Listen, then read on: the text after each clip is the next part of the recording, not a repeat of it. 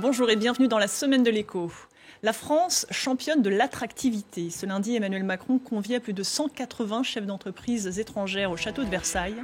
Un cadre royal pour des annonces records, 15 milliards d'euros d'investissement dans l'Hexagone, 56 projets d'installation et 10 000 créations d'emplois. De quoi réindustrialiser la France, analyse et débat à suivre. Après des décennies de délocalisation, produire en France n'est pas sans risque. Dans le textile, les quelques marques lancées récemment ont du mal à se faire une place.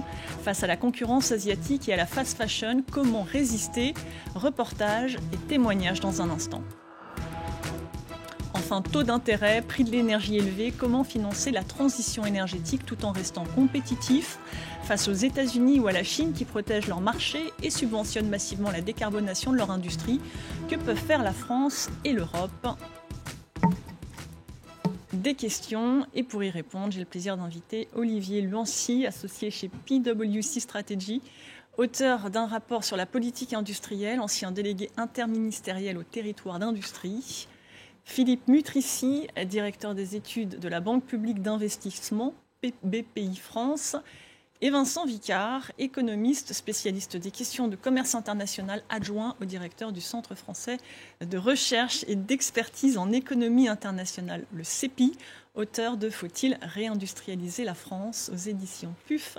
Bonjour à tous les trois et merci d'avoir accepté notre invitation. Bonjour. Bonjour. Plus de 15 milliards d'euros d'investissements étrangers annoncés. La 7e édition du sommet Choose France inscrit donc un record. Santé, IA ou agroalimentaire, de nombreux secteurs sont concernés. Les précisions de nos confrères de France 2. Plus de 15 milliards d'euros d'investissements étrangers annoncés cette année en France. Le pays est le champion de l'attractivité. Des projets, synonymes aussi d'emplois. Combien à la clé? À terme, 10 000 emplois pourraient être créés. Parmi les plus gros investissements, Microsoft, 4 milliards d'euros, dont une partie pour construire un data center en Alsace.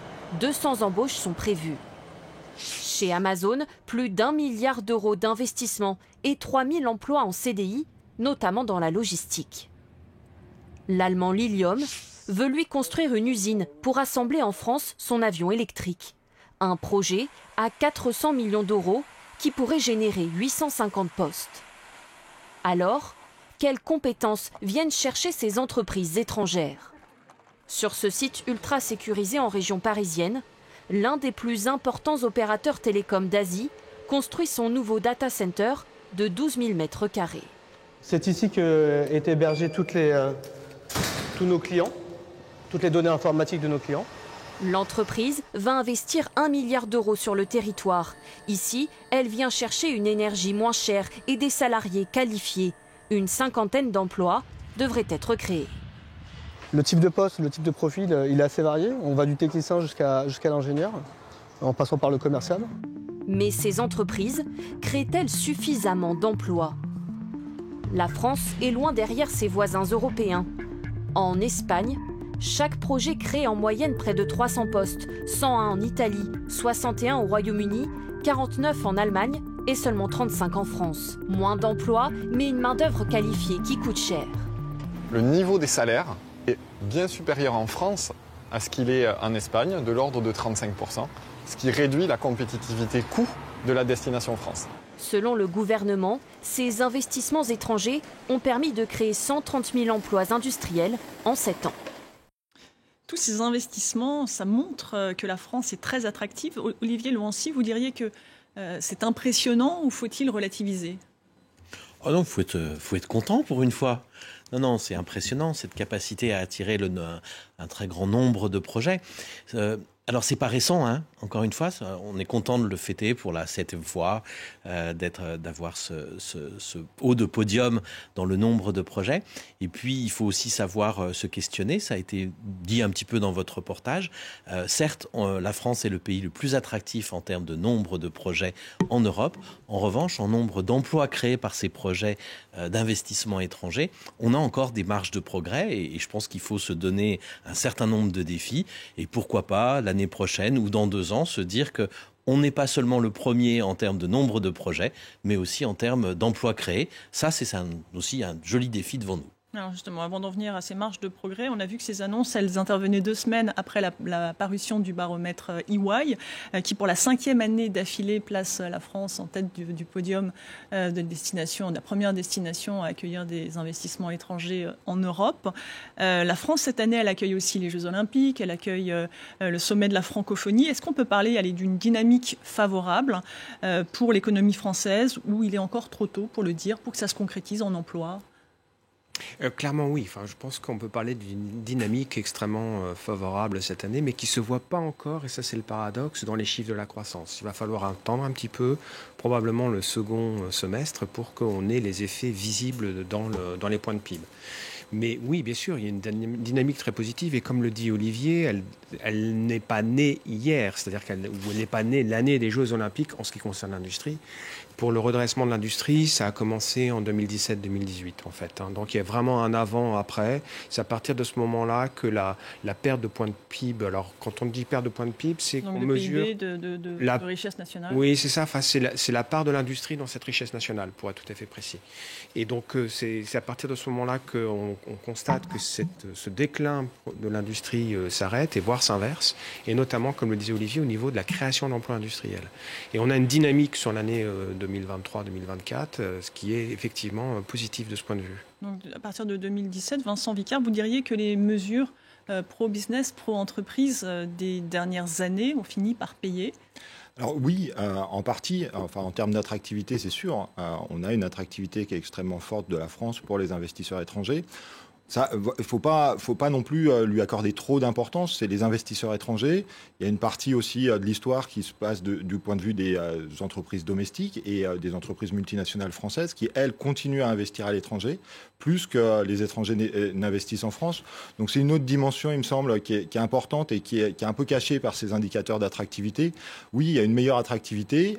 Les mesures fiscales qui ont été mises en place, elles ont joué un rôle important, que ce soit sur les coûts, le crédit impôt compétitivité emploi, la baisse de l'impôt sur les sociétés, la baisse des impôts de production. Ça a eu un impact, effectivement. Après, on a une stabilisation de l'emploi industriel. On n'a pas non plus un rebond de l'activité industrielle. On a un petit peu plus d'emplois, de l'ordre de 100 à 150 000 emplois industriels en plus, mais on a une production industrielle qui a stagné, qui est un petit peu inférieure même à 2017. Et on voit que les emplois industriels qui ont été créés, c'est beaucoup dans l'agroalimentaire, par exemple, donc qui ne sont pas forcément les emplois qui sont à plus haute valeur ajoutée, à plus haute valeur ajoutée en France. Donc voilà, il y a cette question quand même qui se pose sur quel type d'emploi on va créer et la place des investisseurs étrangers dans ce processus de réindustrialisation qui est réel pour certaines activités, mais qu'il ne faut pas surestimer non plus. Vous l'avez dit, ces mesures, ce sont essentiellement des baisses de charges, des baisses d'impôts, aussi un assouplissement du droit du travail. Tout ça, ça a un coût. Est-ce que le jeu en vaut la chandelle ? C'est une très bonne question et je pense que c'est la question qu'il faut poser. Il y a des emplois qui sont associés. Je pense il faut aussi se poser la question de l'utilité de ces emplois. À quoi sert l'industrie en France ? Et je pense que ça, c'est une très, très bonne question parce que on a effectivement, plusieurs dizaines de milliards d'euros qui ont été alloués à ces politiques en faveur de la compétitivité, en faveur de l'emploi industriel. Aujourd'hui, on a des mesures plus ciblées avec des subventions qui peuvent se chiffrer en milliards d'euros pour des fonderies de semi-conducteurs ou des gigafactories de batteries. Donc il faut poser la question de à quoi ça sert. Ça sert aussi à transformer l'industrie. Et je pense que c'est aussi sur ces éléments-là qu'il faut communiquer sur comment l'industrie sert à la transition écologique, comment l'industrie sert à sécuriser nos approvisionnements. À quoi ça sert l'industrie ? Ça, c'est la grande question. L'industrie, on réindustrialise pas juste pour réindustrialiser. Ça n'a pas de sens. Et donc, la question, c'est pourquoi refaire de l'industrie en France ? Il y a 3 grandes raisons, en fait. La première, on l'a vu pendant la crise du Covid, c'est la question de la souveraineté. En ayant beaucoup désindustrialisé, on est devenu dépendant de beaucoup de produits. On se souvient de l'histoire des masques, mais on se souvient aussi de l'histoire des vaccins. C'est 2 produits très différents. Ou des médicaments, ou des composants électroniques. Donc là, on a un sujet de dépendance et donc de reconquête de notre indépendance. Ça, c'est le premier point. Le deuxième point, c'est un point lié à la transition écologique. On ne fera pas notre transition sans refaire de l'industrie, décarboné. Une voiture électrique, c'est un produit manufacturé. Une pompe à chaleur, c'est un produit manufacturé. Ça, c'est essentiel. Et puis la troisième raison qui, à moi, me tient beaucoup à cœur, c'est que l'industrie, ça permet de remettre des bons emplois dans les territoires. La désindustrie... des bons emplois? C'est des emplois avec des carrières bien payées, très significativement au-dessus du SMIC, qui permettent de proposer des évolutions, qui sont branchées sur la transition digitale, la transition C'est pas le cas des environnementale. emplois dans les services, par exemple? Je sais pas. Il y a un certain nombre d'emplois, comme par exemple des grandes plateformes de livraison ou du dernier kilomètre. Je sais pas si ça donne des grandes perspectives de carrière. En tous les cas, l'industrie offre ça et l'offre aussi dans des territoires autour de sous-préfectures, de petites préfectures, quelque chose qu'on avait oublié pendant 40 ans. Je pense que cet aspect, effectivement, d'aménagement du territoire, il est particulièrement important. L'industrie, on la retrouve loin des métropoles, dans des territoires où il n'y a pas trop d'autres activités, notamment des services aux entreprises qui sont plus concentrés dans les grandes villes, dans les grandes métropoles. Ce qu'on appelle la France périphérique, par exemple. Exactement, ce qu'on appelle la France périphérique. Délaissée. Donc ce rôle de l'industrie dans justement ces bassins d'emploi qui, certains ont été désindustrialisés, ont vu une disparition de l'activité qui va avoir une influence sur l'ensemble du bassin d'emploi et des conséquences en termes de santé, en termes d'emploi, de chômage et de santé aussi, de vote, etc. Donc c'est important de ce point de vue-là. Après, sur la dimension des bons emplois, faut rappeler quand même que l'industrie aujourd'hui, c'est 11% de l'emploi en France, l'industrie manufacturière. On ne va pas fournir des bons emplois à la classe moyenne uniquement avec l'industrie. Donc il faut aussi penser, quand on pense à des bons emplois, l'industrie joue un rôle, mais il faut penser de manière plus large à comment reconstruire des bons emplois pour l'ensemble de la classe moyenne et notamment dans les services. Je voudrais rajouter un argument par rapport à tous ceux qui ont été évoqués que je partage naturellement en disant que quand on pose la question aux Français, il n'y a pas de doute possible. On a publié une étude cette semaine. Oui, mais il reste quand même 10%, enfin il représente 10% de la richesse nationale. Enfin, l'industrie ne représente que 10-11% de la richesse nationale, là où en moyenne dans l'Union européenne c'est 16%. Donc ils se disent favorables. Ils pensent mais en tout pour cas autant, que ils ne vont pas travailler dans l'industrie. Ils pensent que c'est nécessaire de réindustrialiser. Il n'y a aucun doute là-dessus. C'est 82% qui pensent réindustrialiser, que c'est nécessaire de le faire. 40% pensent que c'est déjà commencé. Là aussi, le chiffre est plutôt assez haut. Et quand on regarde les raisons, c'est les raisons qu'a donné Olivier.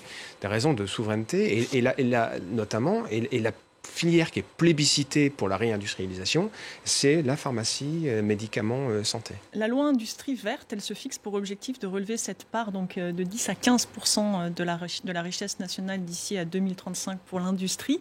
Olivier Luancy, pourquoi, selon vous, ça n'est pas réaliste ? Alors je me suis déjà exprimé là-dessus. Je ne sais pas si le pourcentage du PIB ou le pourcentage de richesse qu'on crée est le meilleur indicateur. Il y en a d'autres qu'on a évoqués. On a évoqué le nombre d'emplois, on peut évoquer la valeur ajoutée en milliards d'euros. Celui que moi je préférerais à l'horizon 2035, c'est un objectif qu'on comprend relativement bien. C'est une balance commerciale industrielle équilibrée. Et qui est très déficitaire. D'ailleurs, on va pouvoir voir les chiffres s'afficher. Aujourd'hui, c'est 60 milliards d'euros déficitaires. Donc ça veut dire c'est aussi un signe, un indicateur macroéconomique, mais de cette dépendance dont on a parlé. C'est-à-dire que la France importe plus qu'elle n'exporte. Exactement, et ça se traduit dans ce déficit. Là, vous avez le chiffre de l'ensemble de la balance commerciale. Moi, je ciblais sur celle qui est liée aux produits manufacturés, donc il y a moins 60 milliards. Et celle-là, je pense qu'on peut la ramener à un niveau équilibré à l'horizon 2035. En tous les cas, c'est un objectif qui me semble à la fois ambitieux, réaliste et fédérateur. Il est porteur de sens, notamment par rapport à cette dépendance qu'on a créée à cause de notre réindustrialisation. Philippe Mutrici, on l'a vu dans le reportage, ces nouveaux projets d'usines finalement créent relativement peu d'emplois. Comment l'expliquer ? Alors, je pense que c'était expliqué très bien dans le reportage, d'ailleurs, par le coût du travail qui est plus élevé donc en France que dans d'autres pays. Et donc, c'est vrai que dans les choix de localisation industrielle, parce que quand on parle de réindustrialisation, il faudrait juste ouvrir une toute petite parenthèse. L'industrie, ça ne se bouge pas comme des pots de confiture. Ce sont des stratégies de très long terme. Et donc, quand un entrepreneur ou quand un conseil d'administration d'un grand groupe décide d'implanter une usine quelque part, il faut avoir toute une réflexion en amont et ça prend beaucoup de temps. Et donc, très longtemps à l'avance les projets, qu'ils soient français ou étrangers, parce que ça peut être des industriels français qui font des nouvelles activités en France ou des industriels étrangers qui viennent s'installer en France. Vous allez repérer quels sont les points forts du pays. Et c'est sûr que le coût du travail n'est pas notre premier point fort. Donc ça va inciter tous ces grands groupes ou ces grosses industries qui veulent malgré tout produire en France à choisir dans leur chaîne de valeur la partie qui correspond le mieux aux atouts de la France. Et les atouts de la France, donc, c'est la qualité de la main-d'œuvre. Donc, c'est plutôt des emplois à haute valeur ajoutée. Mais il y en aura forcément moins que des petites mains ou de la logistique, par exemple. C'est les infrastructures, c'est les centres de recherche et d'innovation. C'est cette position centrale au niveau de l'Europe. Et puis, il y a aussi probablement une qualité de vie. Il ne faut pas se le cacher. Ça peut jouer dans les décisions d'investissement. Vincent Vicard, quel impact ont ces nouveaux projets pour nos exportations, pour l'innovation, pour l'emploi, bref, pour l'économie? Alors pour l'instant, sur les exportations, on voit assez peu d'impact. Effectivement, on a une centaine de milliers de nouveaux emplois. La balance commerciale, comme ça a été évoqué par Olivier juste avant, reste déficitaire. On n'a pas d'amélioration de la balance commerciale, alors que c'est effectivement un des indicateurs de réindustrialisation. Après, il y a des impacts effectivement en termes d'emploi. Il y a la question de l'innovation. Alors l'industrie, elle est souvent associée à l'innovation parce que la plupart de la recherche et développement est faite par les grandes entreprises industrielles.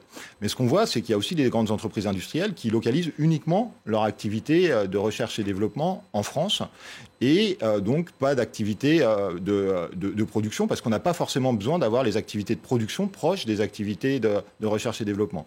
Et c'est aussi ce qu'on voit pour les grands groupes français qui ont beaucoup délocalisé leurs activités de production. Un des exemples, c'est l'automobile. Au début des années 2000, les grands constructeurs français ont beaucoup plus délocalisé dans des pays proches avec un coût de la main-d'œuvre moins élevé et notamment dans l'est de l'Europe, dans le pourtour méditerranéen. Et donc, ils ont délocalisé cette activité de production, mais conservé l'innovation, toutes les activités d'ingénierie, par exemple, en France.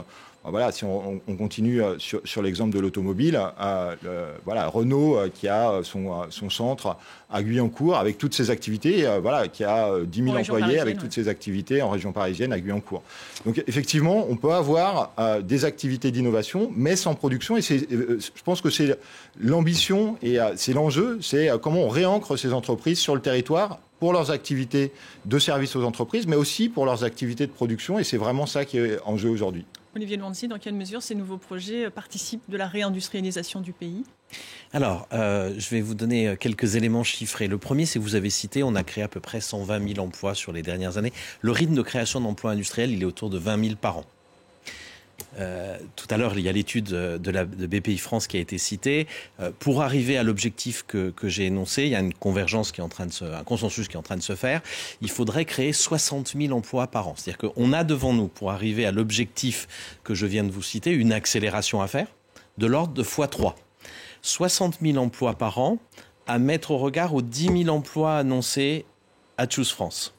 Donc, c'est significatif, mais il y a encore un gros bout de chemin à faire. Et ce qui est important aussi de bien comprendre là-dessus, c'est que le potentiel, c'est toujours un autre résultat de cette étude, le potentiel de notre tissu industriel, donc de nos PMI qui sont installés dans nos territoires, de nos ETI, c'est à peu près les 2/3 de ce 60 000. Donc elles devraient être capables, si on les accompagne bien, de faire 40 000 emplois industriels supplémentaires en France. Donc tout ça, ça doit se complémenter. Il n'y a pas une recette. Ce n'est pas les gros investissements industriels venant des investissements étrangers qui suffiront à le faire.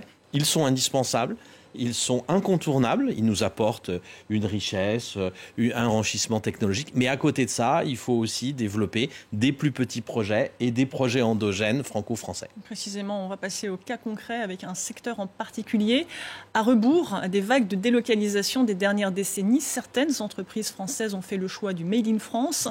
C'est le cas dans le textile où quelques marques tentent d'exister. Le reportage de nos confrères de France 2. Bonjour tout le monde. Dans cet atelier près de Paris, le numéro 1 du prêt-à-porter français fait fabriquer ses sous-vêtements. Son créneau d'ordinaire, des slips haut de gamme. Mais depuis 4 ans, la marque perd 10% de chiffre d'affaires chaque année. Aujourd'hui, on est un peu à un point de rupture. Ça passe ou ça casse. Pour se relancer, elle a revu sa stratégie. Et c'est un produit qu'on va fabriquer de façon plus compétitive en volume pour être capable de vendre ce produit 2 fois moins cher. Pour réduire les coûts, moins de coloris, une conception simplifiée. On l'a pensé pour qu'il soit le plus simple possible et pour qu'il y ait le moins d'opérations possible. On avait une cocarde historiquement sur nos slips qui était posée ici, qu'on assemblait. Et là, on est venu la tisser dans la ceinture. Donc cette opération a été éliminée. La marque a surtout commandé en grande quantité à ses fournisseurs. 400 000 pièces d'un coup, de quoi faire des économies d'échelle. 18 € de prix de revient pour l'ancien modèle, vendu 40 € aux consommateurs. 10 € pour la nouvelle gamme, vendue 25. Avec de tels volumes, ce sous-traitant a pu optimiser sa production. Ça nous permet de nous projeter.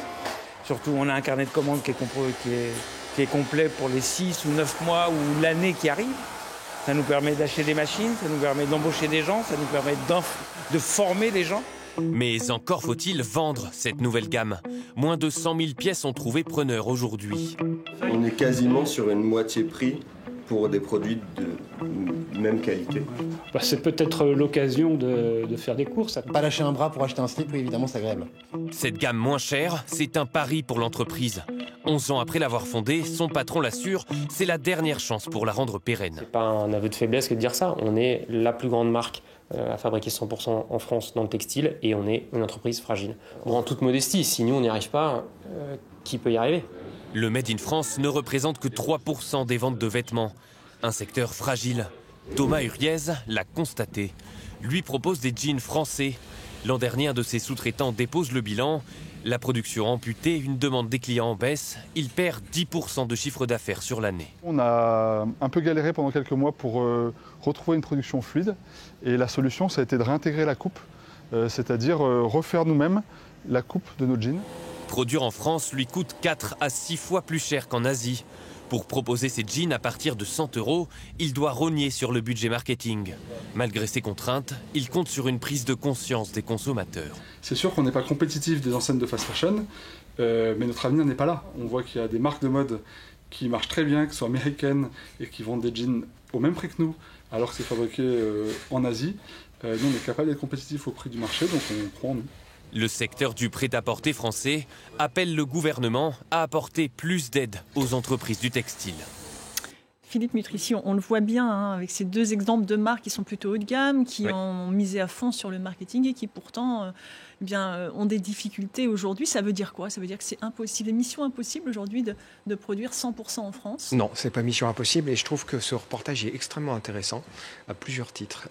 D'abord, c'est vrai que dans les deux exemples que vous avez choisis, dans le textile, sont des exemples qui sont probablement dans la partie du textile qui est la plus concurrentielle, c'est l'habillement.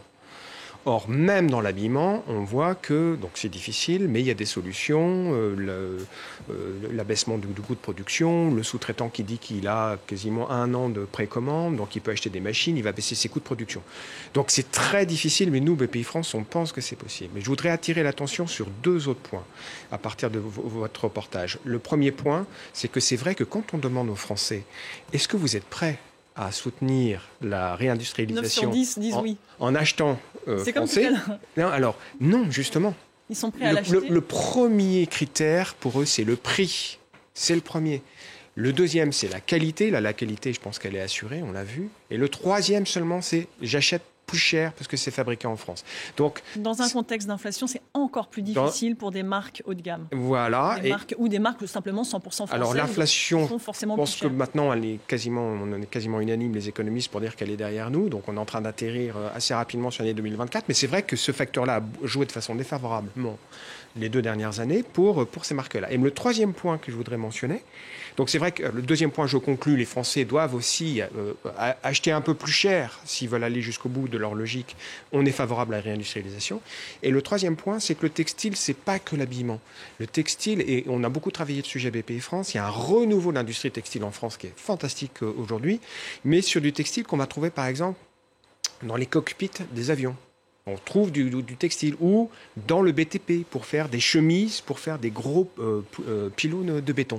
Des choses qui ne sont pas concurrencées par l'ultra fast fashion. Voilà, exactement. Et dans très spécifique. Exactement. Mais quand on sait faire du textile, quand on sait faire des jeans, quand on sait faire des slips, on a quand même des capacités pour aller chercher ces niches-là. Et donc, nous croyons beaucoup à l'avenir du textile en France. Olivier, on le voit bien avec l'exemple des jeans, la fragilité des chaînes de production avec finalement un nombre très très limité d'acteurs.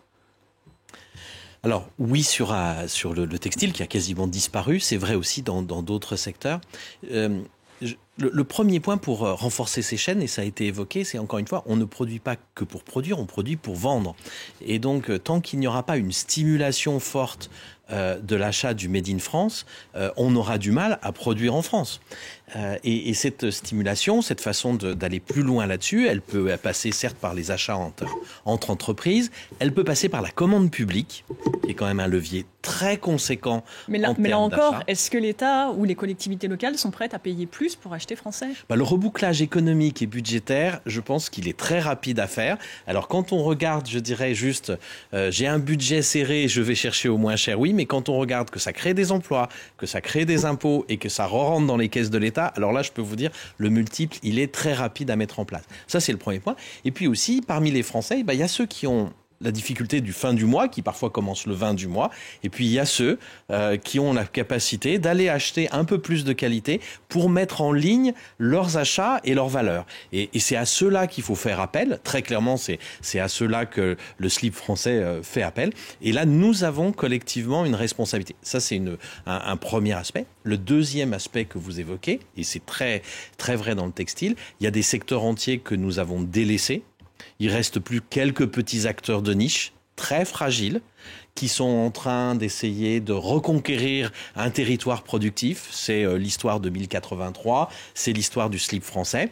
C'est des très belles histoires industrielles. Moi, je les ai appelées les néo-industriels pour mettre en avant ce caractère un peu conquérant, renouvelant un système productif.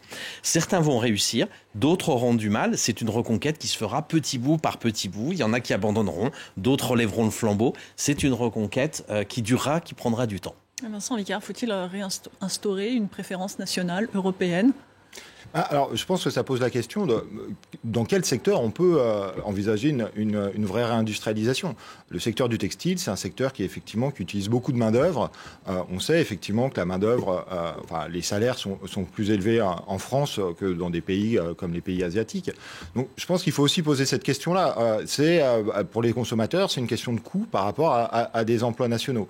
Et on voit bien que c'est assez difficile de développer des marques en France sur le textile. Parce que y a une appétence des consommateurs pour payer plus cher qui est assez limite. Et donc, il faut aussi se poser la question de quels sont les secteurs dans lesquels on peut effectivement envisager une réindustrialisation avec des emplois qualifiés qui correspondent aux caractéristiques de la France. Et donc, peut-être le textile n'est pas le secteur le plus important, même si ça n'empêche pas d'avoir quelques belles histoires, effectivement, qui continuent. Mais c'est assez difficile d'envisager dans le secteur textile une réindustrialisation ambitieuse. Il y a d'autres secteurs, l'automobile, l'aéronautique, un certain nombre de secteurs où, effectivement, on envisage beaucoup mieux. Donc ça pose la question de vers quel secteur cibler les aides, parce que c'est des dépenses qui sont importantes et qui sont coûteuses. Je pose cette question à vous, les financiers. Oui. Vers quel secteur diriger les aides dans un contexte de restriction budgétaire ? Nous, on n'est pas vraiment dans l'approche de Vincent. Nous, BPI France, on a une approche qui est plutôt celle qu'Olivier a énoncée auparavant, c'est-à-dire qu'aucun secteur est interdit, en fait.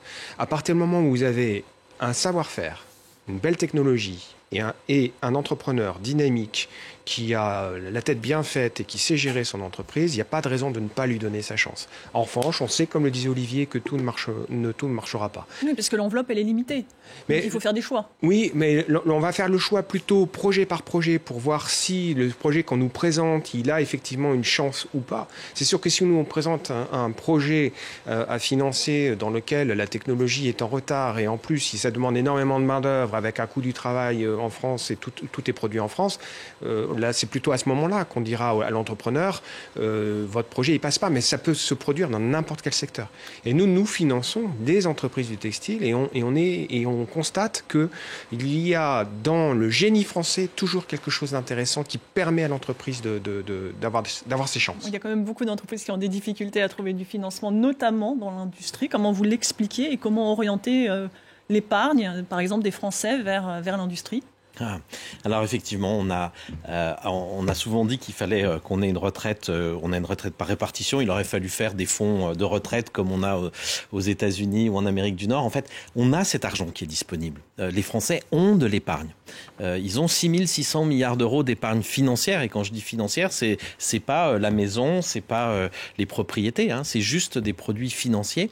Et pour faire cette réindustrialisation dont on parle, avec l'objectif qu'on a énoncé, il faudrait à peu près 200 milliards. Donc c'est 2 à 3% de notre épargne seulement qu'il faudrait orienter vers notre outil productif et qu'on ne fait pas aujourd'hui. Alors l'industrie, oui, c'est moins rentable ou moins vite rentable. Donc on est peut-être trop impatient dans la façon dont on veut notre retour sur investissement. Notre outil financier, des fonds qui sont limités dans le temps, sont peut-être pas le meilleur outil. Il faudrait des fonds patients. Et puis c'est peut-être là où il y a une incitation fiscale à faire ou réglementaire en disant on a des produits. Je pense naturellement à l'assurance vie qui est un produit avec des bonus fiscaux. Et ben pourquoi pas se dire que ces bonus fiscaux sont conditionnés au fait qu'une petite partie, encore une fois, une toute petite partie, on parle de quelques pourcents, puisse être fléchée vers notre outil productif, vers des PMI qui ne sont pas des produits totalement liquides parce que y a pas une cotation tous les jours à la bourse pour savoir combien vaut la PMI. C'est un risque, mais c'est vraiment un risque à prendre. Et encore une fois, c'est tout petit. Il faut de l'argent, mais il faut aussi des compétences que l'on a pu perdre avec la désindustrialisation, comment les retrouver et comment donner envie à des jeunes de se tourner vers ces métiers qui n'ont pas nécessairement une bonne image. Ouais, ça c'est la question de l'image. Je reprends toujours ma jauge de la réindustrialisation dont on a parlé, balance commerciale, industrielle équilibrée en 2035. Il faut à peu près 110 000 personnes formées au métier industriel. Je ne parle pas des ingénieurs, jusqu'au bac plus 3 par an. On en forme 125 000. Et pourtant, on a une carence. La raison, c'est qu'il y a plein de gens qui sont formés à des métiers qu'en fait, ils n'ont pas envie de faire. Ils sont allés faire ces formations par défaut et donc vont faire quelque chose d'autre à la suite de la formation. On a un vrai sujet sur l'image des métiers industriels qui est déconnectée de leur réalité. Ça, c'est un premier. Et puis aussi, l'industrie doit quand même s'interroger. Les nouvelles générations ont des nouvelles attentes par rapport à la qualité de vie au travail. On ne va pas transformer toutes les industries dans des start-up avec des baby-foot, mais entre les deux, il y a quand même quelque chose à faire sur le management de proximité dans l'industrie. Un côté de communication, un côté de management de proximité, et on arrivera à refaire aimer les métiers industriels aux jeunes Français. 2 points, si vous permettez, là, pour rebondir. Le financement, dans l'étude qu'on a publiée, c'est pas le premier frein pour la réindustrialisation. Le premier, c'est le foncier. Le deuxième, c'est les compétences. Et c'est quasiment égalité. Le troisième, c'est les infras. Et les infrastructures. Les infrastructures, pardon. Sur les compétences et donc sur l'image de l'industrie, on a posé la question à 5000 Français. On leur a mis des images d'industrie typique. Donc on a mis des cheminées qui fument, façon chimie des années 1950, pardon. On a mis des laboratoires hyper technologiques, on a mis des belles usines vertes à la campagne. L'image des Français, à 51%, ils ont mis les cheminées qui fument. Et donc c'est pour ça qu'il faut... Germinal, Zola. C'est ça, exactement. Et alors ils aiment l'industrie, qu'ils ont envie d'industrie, donc c'est dommage. Il faudrait changer encore un petit peu cette image pour attirer les jeunes. Il reste du pain sur la planche. Pardon, oui, je pense qu'il y a ce qu'on évoquait tout à l'heure. À quoi sert l'industrie ? L'industrie, elle sert aussi dans la transition écologique. C'est un aspect important et c'est un aspect de communication justement pour attirer des jeunes. Voilà, participer à la décarbonation des économies. L'industrie a un rôle à jouer et je pense que c'est un facteur d'attractivité aussi pour les jeunes pour venir travailler dans l'industrie. Et comment peut-elle le faire avec des taux d'intérêt élevés, avec un coût de l'énergie qui a flambé ? Comment décarboner cette industrie tout en restant compétitif ? Alors c'est un vrai sujet, effectivement, qui est un sujet même bien au-delà de l'industrie. Mais il y a un sujet de compétitivité qui se pose, alors qui est traité de 2 manières aujourd'hui. On a un mécanisme au niveau européen qui se met en place, le mécanisme d'ajustement carbone aux frontières, qui vise à égaliser les qui n'est pas nécessairement bien perçu par les groupes industriels français ou européens. Qui n'est pas forcément bien perçu. Après, justement, il y a tout un travail d'habituation à faire, justement, pour que tout le monde se l'approprie. Effectivement, ça correspond à une taxation. on taxe les entreprises émettrices dans l'Union européenne et donc on met en place un mécanisme d'ajustement à la frontière pour empêcher que des industriels qui émettent plus à l'étranger puissent faire concurrence aux producteurs français. Donc bien sûr, ça correspond pour les industriels à un coût supplémentaire qu'il va falloir prendre en charge, mais avec moins de concurrence déloyale du reste du monde. Puis il y a d'autres secteurs, et aujourd'hui ça se pose dans le secteur de l'automobile, où on a des transitions industrielles qui sont extrêmement fortes, et des transitions industrielles qui voient de nouveaux acteurs apparaître. La Chine, comme producteur au niveau mondial, qui était un nain en termes de production automobile il y a quelques années, qui aujourd'hui, l'année dernière, a exporté plus de 4 millions de véhicules, et donc qui devient un des acteurs dominants sur ces secteurs des véhicules électriques. Donc ça pose la question de comment on accompagne les constructeurs européens pour transformer leurs activités, développer des usines de batteries, développer des nouveaux modèles et développer des nouveaux modèles sur le territoire français. Et de ce point de vue-là, on a quand même deux constructeurs qui ont des stratégies très différentes. Renault qui a une stratégie d'investir en France pour ses véhicules électriques, et Stellantis, qui est une beaucoup plus grande entreprise aujourd'hui et qui a une stratégie beaucoup plus mondiale et européenne avec des sites de production pour un certain nombre en dehors de France. Et donc la question, c'est comment on incite justement plutôt à une stratégie sur le territoire français pour les véhicules électriques, y compris les petits véhicules électriques qui sont nécessaires à la transition. Précisément sur cette question des véhicules électriques, on le voit, la Chine a une longueur d'avance. Quelle contrepartie pourrait-on imposer à nos fournisseurs chinois ? Alors là, c'est un vrai sujet devant nous. En fait, il ne faut pas se leurrer, que ce soit aux États-Unis avec de l'énergie pas chère, ou bien les aides de l'Inflation Reduction Act, ou en Chine. Et le plan américain, justement, pour financer la transition énergétique. Exactement, avec des aides très très conséquentes, qui peuvent aller jusqu'à l'équivalent de 100% de votre investissement. Et des mesures protectionnistes. Et puis de l'autre côté, une Chine dont on sait qu'elle a aussi beaucoup de subventions et puis une main-d'œuvre pas chère. L'Europe aujourd'hui n'est pas dans une situation de compétitivité loyale. Nos entreprises sont prêtes à la concurrence et à la compétitivité, mais si les règles étaient loyales, elles ne le sont pas. Donc il y a un moment donné où il va falloir l'accepter et remettre un certain nombre de règles à l'intérieur de ce commerce international. Je ne pense pas qu'on pourra le faire globalement. C'est très compliqué de le faire globalement. Et donc, je pense qu'on va le faire comme on a commencé à le faire d'ailleurs. Et les véhicules électriques sont un exemple, produit par produit.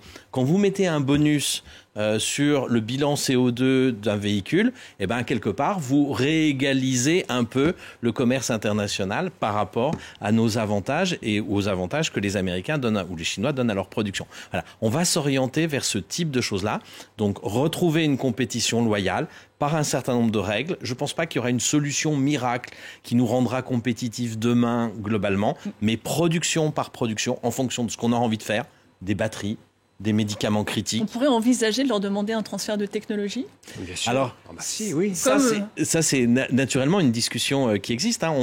Il faut admettre quelque chose, c'est que sur un certain nombre de technologies, aujourd'hui, nous avons du retard. Comme l'Asie a eu du retard sur nous il y a quelques décennies. Donc c'est un retournement de situation. C'est un retour, mais qui demande beaucoup d'humilité, parce que accepter de dire que l'Europe a un retard technologique sur l'Asie, ce qui est avéré, ce qui est documenté, et l'intégrer dans une politique publique, ça demande beaucoup de courage, et je pense qu'on en a besoin aujourd'hui, et de se dire, vous rentrez sur le marché européen, mais vous nous transférez de la technologie. Oui, sur le transfert de technologie, en l'occurrence, si on prend les batteries, on a 10 ans de retard. Donc ça fait partie. Il faut changer de mentalité et se dire qu'aujourd'hui, le pays en développement, c'est la France, c'est l'Europe et que c'est la Chine, le pays développé. Non, juste un élément sur la dimension européenne. Je pense que la dimension européenne, elle est particulièrement importante et on se rend d'autant plus compte de l'importance de la dimension européenne avec des grands acteurs, la Chine et les États-Unis, qui ont une politique industrielle active, qui cible certains secteurs, notamment les secteurs verts qui sont en plein développement. Et donc, il y a une dimension de concurrence entre grands acteurs. Et au niveau européen, aujourd'hui, on se fait plutôt concurrence à l'intérieur de l'Union européenne. Parce qu'il ne faut pas oublier que la France est plutôt désindustrialisée, a un déficit commercial. L'Union européenne, elle n'est pas du tout dans la même situation. L'Union européenne, elle est plutôt trop industrialisée. On a un excédent commercial vis-à-vis du reste du monde. Et donc ça veut dire qu'il faut se mettre d'accord au niveau européen. On doit transformer notre industrie. Sur les véhicules électriques, c'est un très bon exemple. On est en retard. On est les champions de la dernière génération des véhicules, les véhicules thermiques. Et donc il y a cette nécessité au niveau européen de comment on se met d'accord, comment on fait une politique coordonnée qui n'est pas seulement une réponse à ce que font les autres, mais une volonté commune de développer certains secteurs, notamment pour la transition écologique, notamment aussi pour sécuriser des approvisionnements. En 30 secondes à peine. Oui, tout à fait. La solution, elle est au niveau européen. On est sur des combats de titans entre des grandes plaques continentales, il n'y a pas de doute. La question, c'est comment, au sein de l'Europe, on va y arriver. Si on joue les bons élèves, je pense que ça mettra des décennies. Donc, à un moment donné, il faut qu'on soit capable d'exprimer... Si on est trop gentil, vous voulez dire ? Si on est trop le bon élève, si on fait les processus de convergence qui sont des processus diplomatiques, on mettra trop de temps. À un moment donné, il faut qu'un certain nombre d'États membres, dont la France, pourquoi pas, disent là-dessus, je veux qu'on avance plus vite, je n'accepte plus qu'il y ait telle ou telle concurrence déloyale faite sur mes véhicules, sur mes médicaments. Eh bien, ce sera le mot de la fin. En tout cas, merci beaucoup à tous les trois pour ces riches échanges. Merci à vous de nous avoir suivis. L'information continue sur France 24.